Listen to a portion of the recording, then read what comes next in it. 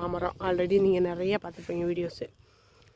மாங்காய் ஃபுல்லாக நிறைய வேஸ்ட் ஆகிடுச்சு. ஏன் அப்படின்னா வந்து ஏன் நாங்கள் மார்க்கெட் சேல்ஸ் கொண்டு போகல அப்படின்னா, மார்க்கெட்டில் மாங்காயோட ரேட்டு ரொம்ப கம்மி. அதனால் நாங்கள் வந்து லோக்கல் சேல்ஸ் பண்ணிக்கிறோம். அதனால் மார்க்கெட்டுக்கு கொண்டுட்டு போகலங்க அந்த தடவை. ஒரு கிலோ 35 ரூபா 40 ரூபா அப்படி போச்சுனாலும் கூட பரவாயில்ல, பறித்து கொண்டு போய் விற்றுருவோம். அதுக்கும் கம்மியாக போகுது. அதனால வந்து லாபமும் இருக்காது. வண்டி வாடகை எல்லாமே இருக்குது, பறிக்கிறவங்களுக்கு கூலி இருக்குது. அப்புறம் நமக்கு என்ன கிடைக்கும்? ஒன்றுமே கிடைக்காது. விவசாயிகள் வந்து நம்ம டேரெக்டாக வந்து என்னைக்கு வந்து நம்மளோட விளைவிக்கு பொருட்களை வந்து விற்கிறோமோ அது வர வந்து விவசாயிங்களுக்கு லாபம் அப்படின்றது கிடைக்கவே கிடைக்காது. ஒரு கமிஷன் கடையை பார்த்து நம்ம வந்து பிஸ்னஸ் பண்ணணும் அப்படின்னு பார்த்தீங்கன்னு வச்சுக்கோங்களேன், அது பயங்கர லாஸில் தாங்க முடியுது. அதனால் நாங்கள் வந்து இதை வந்து டேரெக்டாகவே நாங்கள் சேல்ஸ் பண்ணிக்குவோம். எங்ககிட்ட கேட்டு வர்றவங்களுக்கு நாங்கள் பறித்து கொடுத்துக்குவோம். அது போக ஊருக்குள்ளே கொண்டு போய் அம்மா விற்றுருவாங்க. மார்க்கெட்டுக்கு இந்த தடவை மாங்காய் நாங்கள் கொண்டுட்டு போகலை.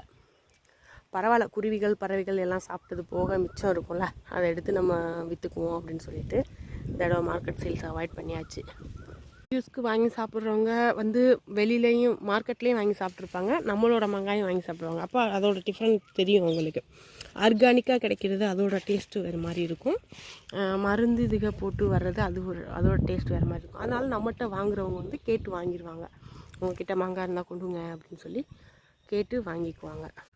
எங்கக்கிட்ட வந்து 2 வெரைட்டி மாங்காய் தான் இருக்குது, மரமே இருக்குது. ஏன்னா வந்து மற்றதெல்லாம் பட்டுருச்சு.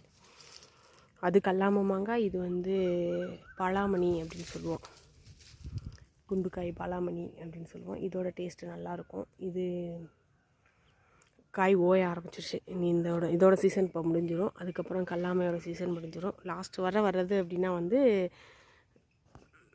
நமக்கு மாங்காய் சீசன் முடிகிற வர கடைசி வர கிடைக்கிற மாங்காயோட நேம் வந்து கசாலட்டு அப்படின்னு நாங்கள் சொல்லுவோம். அந்த மாங்காய் தான் வந்து கடைசி வரை வரும். அது கொஞ்சம் நார்த்தன்மையாக இருக்கும். இதே மாதிரி குண்டு சைஸில் இருக்கும். எல்லாம் வரதா புயலில் சாஞ்ச மரம்ங்க. திரும்படியும் நாங்கள் குழி தோண்டி ஏசிபி வச்சு நிமித்து ஊண்டி வச்சுருக்கோம். அதுலேயும் இந்த தடவை வந்து நல்லா காய் வந்துருச்சு.